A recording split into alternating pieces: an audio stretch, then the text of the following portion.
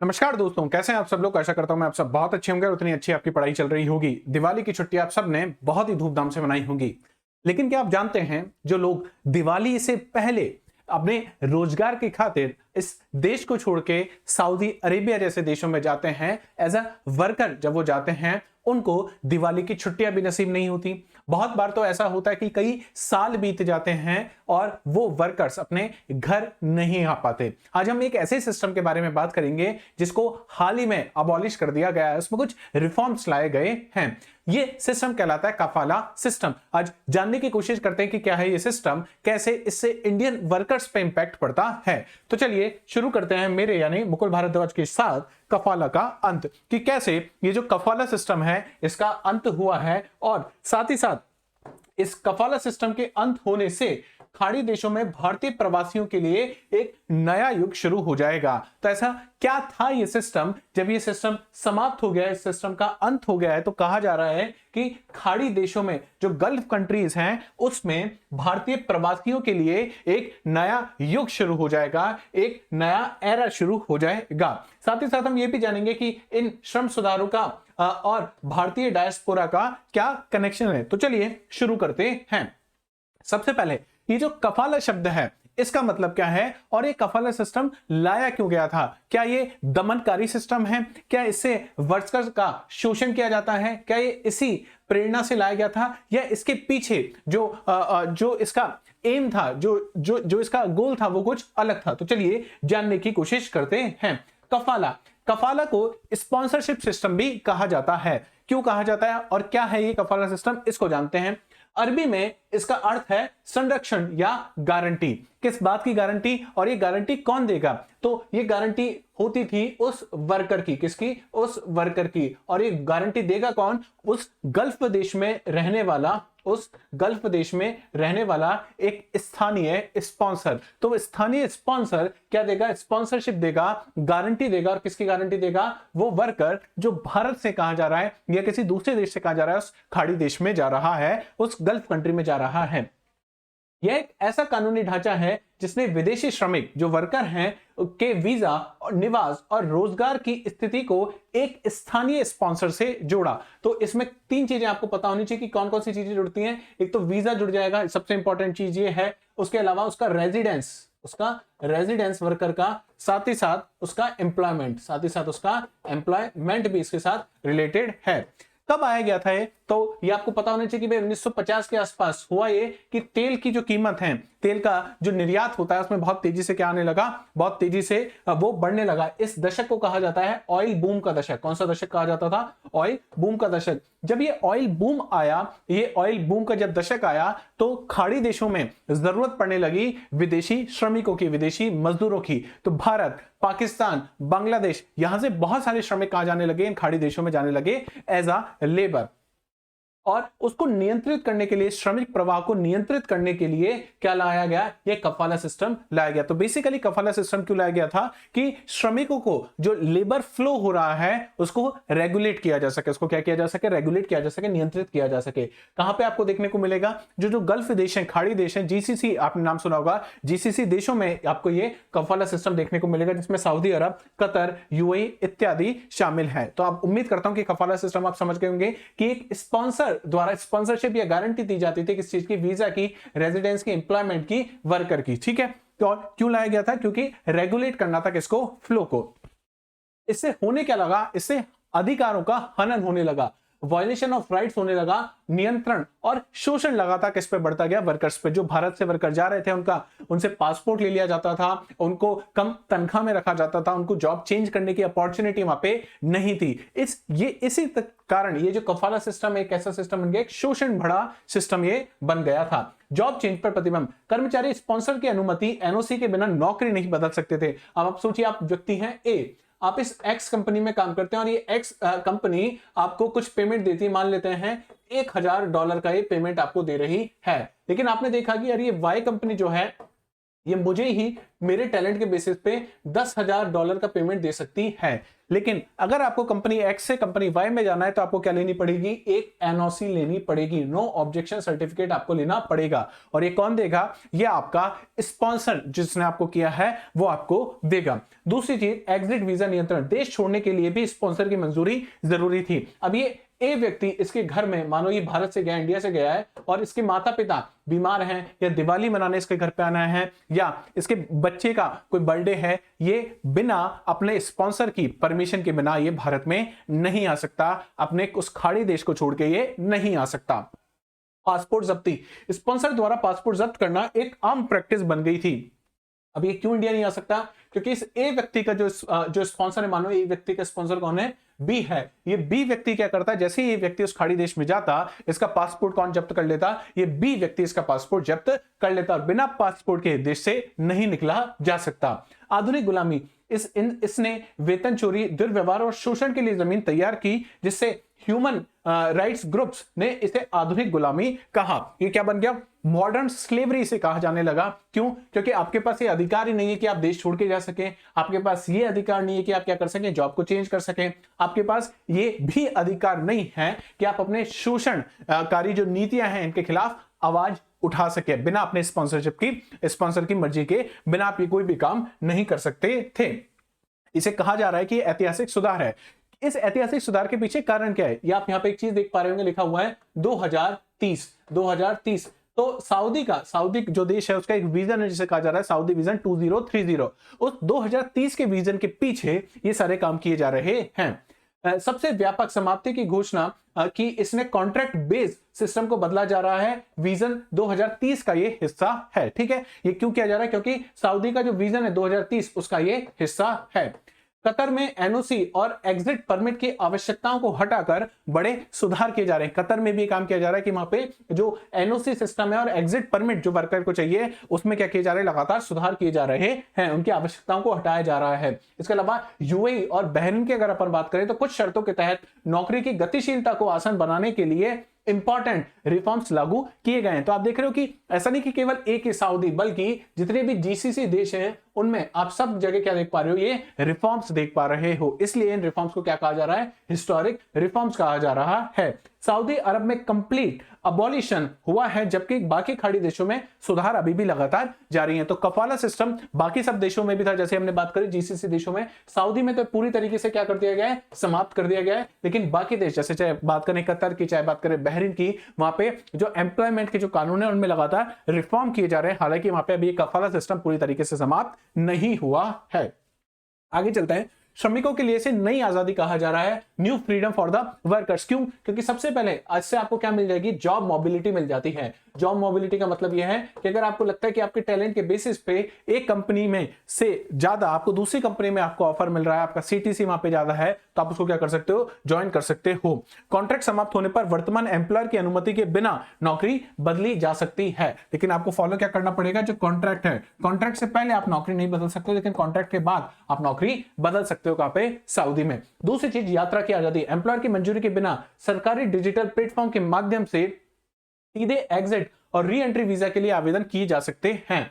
अगर आप सऊदी में वर्कर हैं और आप कहां पे आ गए, इंडिया में आ गए, आप इंडिया में आ गए, अगर आपको फिर से वीजा चाहिए तो अभी क्या चाहिए थी, एम्प्लॉयर की परमिशन चाहिए थी। लेकिन अब अगर आपको एग्जिट करना है या री एंट्री करनी है तो आप डायरेक्टली क्या करोगे, आप सऊदी का जो डिजिटल प्लेटफॉर्म है उस पर लॉग इन करके आप डायरेक्टली एग्जिट कर सकते हो, री एंट्री कर सकते हो। बेहतर कानूनी सुरक्षा। दुर्व्यवहार की शिकायत के लिए लेबर कोर्ट्स तक पहुंच अब आसान कर दी गई है, जिससे जो लेबर जो कानून है, लेबर जो लॉज हैं उनको और मजबूती दी जा रही है, ताकि किसी भी अगर लेबर के साथ कोई भी दुर्व्यवहार होता है तो डायरेक्टली कहां जा सकता है, कोर्ट में जा सकता है। साथ ही साथ इसमें सबसे इंपॉर्टेंट है, मैं आगे आपको बताऊंगा कि भारत से जो वर्कर जाते हैं, चाहे पाकिस्तान से जाते हैं, चाहे बांग्लादेश से जाते हैं, उसमें से बहुत सारे वर्कर डोमेस्टिक वर्कर्स होते हैं और उनके साथ बहुत ज्यादा दुर्व्यवहार किया जाता है, उनके साथ बहुत ज्यादा शोषण किया जाता है। तो इस कफाला सिस्टम में डोमेस्टिक वर्कर्स का भी ध्यान रखा गया है कि कॉन्ट्रैक्ट अब मॉनिटर किए जा सकेंगे। ऐसा नहीं होगा कि बहुत कम पैसा दिया जा रहा है, जितना मिनिमम वेज होना चाहिए उतना होना चाहिए। अगर कॉन्ट्रैक्ट समाप्त हो गया है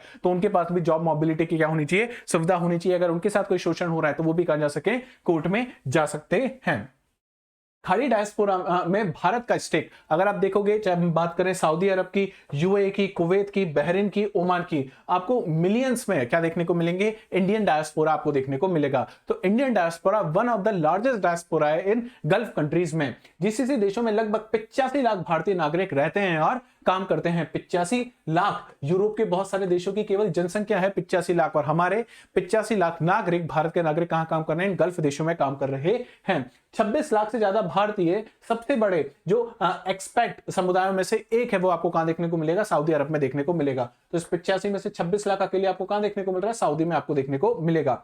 मुख्य रूप से ब्लू कॉलर आपको देखने को मिलेंगे, ब्लू कॉलर लेबर जिसे कहा जाता है, जो मुख्यतः निर्माण, मैन्युफैक्चरिंग और घरेलू सुविधाओं में आपको देखने को मिलते हैं। वो वर्कर्स आपको भारत से कहां देखने को जाते हुए देखने को मिलेंगे, गल्फ कंट्रीज में देखने को मिलेंगे। खाड़ी देशों से आने वाले रेमिटेंस भारत के विदेशी मुद्रा भंडार के महत्वपूर्ण है। आपको पता है कि जब आप बाहर जाके कमाते हो और अपने घर वापसी पैसा भेजते हो, तो इन फॉर्म ऑफ डॉलर्स आप भेजते हो, और उससे भारत का जो रेमिटेंस है वो लगातार क्या होता है, बढ़ता है। आपको पता होना चाहिए कि विश्व में सबसे ज्यादा रेमिटेंस किस देश के पास आता है, भारत के पास आता है।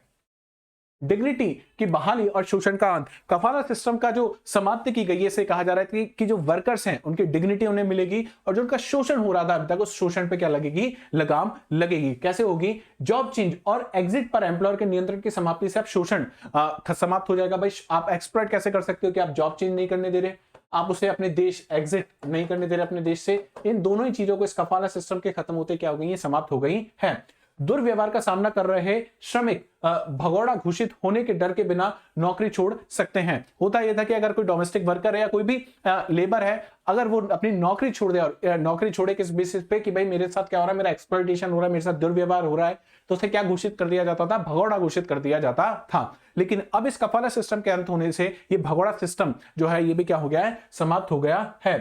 पासपोर्ट पर अधिकार, कानूनी रूप से श्रमिकों का अपना पासपोर्ट अपने पास रखने का क्या दे दिया, अधिकार मिल गया है कि अब आप अपना पासपोर्ट कहां रख सकते हो, अपने पास रख सकते हो। जरूरी नहीं है कि आप अपने एम्प्लॉयर को या अपने स्पॉन्सर को अपना पासपोर्ट दें। ठीक है।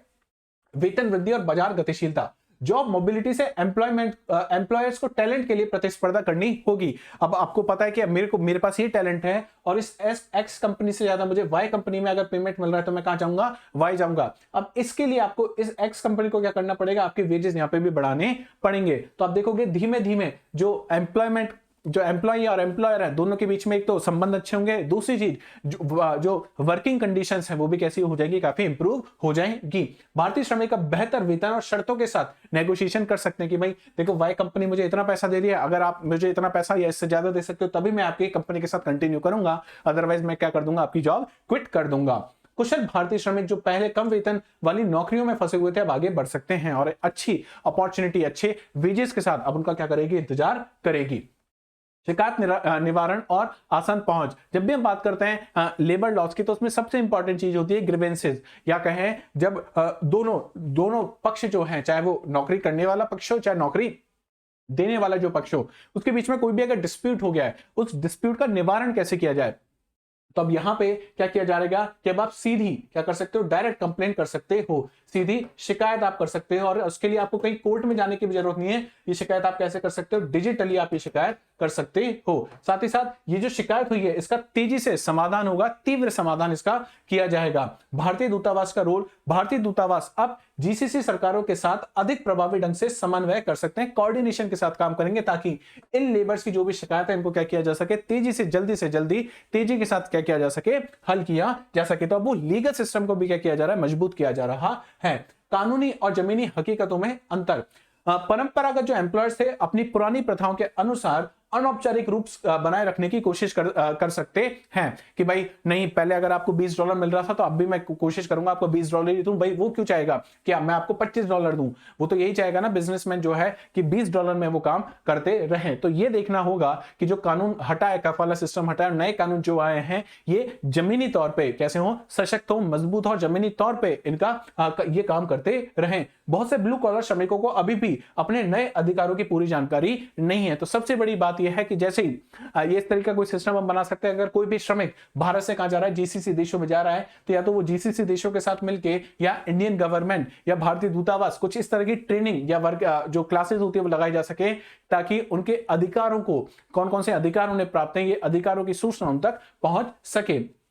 नई कॉन्ट्रेक्चुअल पेनल्टीज के रूप में सिस्टम को रीइंस्टेट करने का भी खतरा हो सकता है। तो कुछ चुनौतियां भी हैं इस कफाला सिस्टम के हटने के बावजूद भी। देखते हैं इन चुनौतियों से कैसे निपटा जाएगा। जिसकी हम बात कर रहे थे कि वहां पे सबसे ज्यादा शोषण जिस वर्कर का होता है वो है डोमेस्टिक वर्कर। अपने YouTube पे अक्सर वो वीडियोस देखे होंगे कि एक साहब हैं जो भारत के हैं, वो अपने वीडियोस बनाते हैं। वो आप देखोगे क्या है, वो डोमेस्टिक वर्कर्स हैं, वो गाड़ी चलाते हैं, वो घर का काम करते हैं। वो क्या है, basically he is a domestic worker. घरेलू कर्मचारी निजी घरों में काम करते हैं, जिससे मॉनिटरिंग और एनफोर्समेंट क्या हो जाता है, मुश्किल हो जाता है। भाई अब आप किसी के घर में जाके तो नहीं देख सकते कि वो अपने वर्कर्स के साथ किस तरह का व्यवहार कर रहा है, कितना शोषण उनका कर रहा है। अपवर्जन, ऐतिहासिक रूप से इस समूह को सामान्य लेबर लॉ से बाहर रखा गया था। और क्यों बाहर रखा गया था? क्योंकि आप इनको मॉनिटर नहीं कर सकते। क्या किया वहां की सरकार ने, लेबर लॉ से इन्हें बाहर रख दिया। सऊदी अरब का मुसानिद प्लेटफॉर्म कॉन्ट्रैक्ट को ट्रैक करता है, लेकिन दुर्व्यवहार का खतरा अभी भी काफी ज्यादा आपको देखने को मिलेगा। अक्सर कुछ लड़कियां जो भारत से जाती हैं, लड़के जो बातें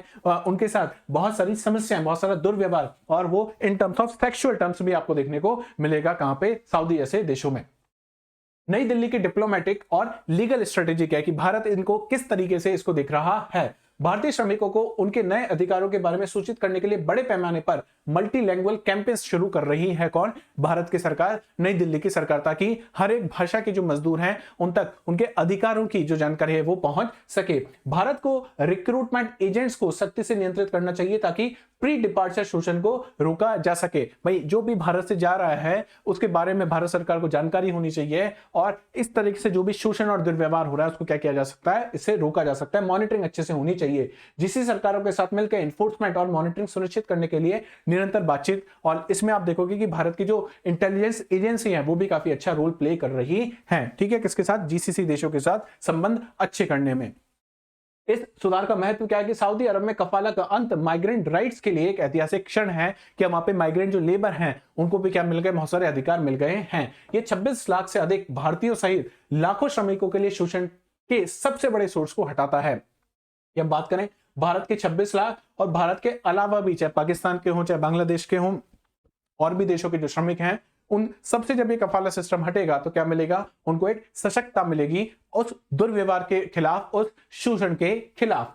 यह जीसीसी के श्रम कानूनों को अंतरराष्ट्रीय मानकों के साथ अलाइन करता है कि भाई जो इंटरनेशनल लेबर लॉज हैं उनके साथ अब क्या होगा, यहाँ के लॉज भी अलाइन हो गए हैं। ठीक है, क्या अन्य देश भी इसका पालन करेंगे? अभी तो हमने देखा केवल सऊदी ने किया है, बाकी सब देशों में जो सुधार हैं वो किए जा रहे हैं। अब बड़ा प्रश्न है कि सऊदी ने तो कर दिया कि बाकी देश, बहरीन की बात करें, कतर, ओमान, क्या ये सभी देश जो जीसीसी के मेंबर्स है, क्या ये सभी देश इसका पालन करेंगे या नहीं करेंगे? ये तो आने वाला वक्त ही बताएगा। लेकिन आर्थिक आवश्यकता यह कि जीसीसी देशों को अपनी अर्थव्यवस्था को डाइवर्सिफाई करने के लिए स्किल टैलेंट की आवश्यकता है, जिसके लिए उचित कानून जरूरी है। धीमे धीमे आप देख रहे हो कि ऑयल की डिमांड समय के साथ क्या होने लगी, कम लगेगी। अब आप ईवीज की चीजें आने लगी हैं, हाइड्रोजन की गाड़ियां आने लगी हैं, तो धीमे धीमे आप देखोगे। और ये एक लिमिटेड रिसोर्स है। लिमिटेड रिसोर्स मतलब आज हो सकता है सऊदी के पास बहुत ज्यादा, लेकिन कल इनकी मात्रा लगातार क्या होगी, घटती हुई चली जाएगी। अगर अपनी इकोनॉमी को डाइवर्सिफाई करना है तो नए नए बिजनेसेस में इनकी सरकारों को हाथ डालना होगा, जहां पे अलग टैलेंट की जरूरत पड़ेगी। और उन टैलेंटेड लोगों को अगर आपको अपने देश में बुलाना है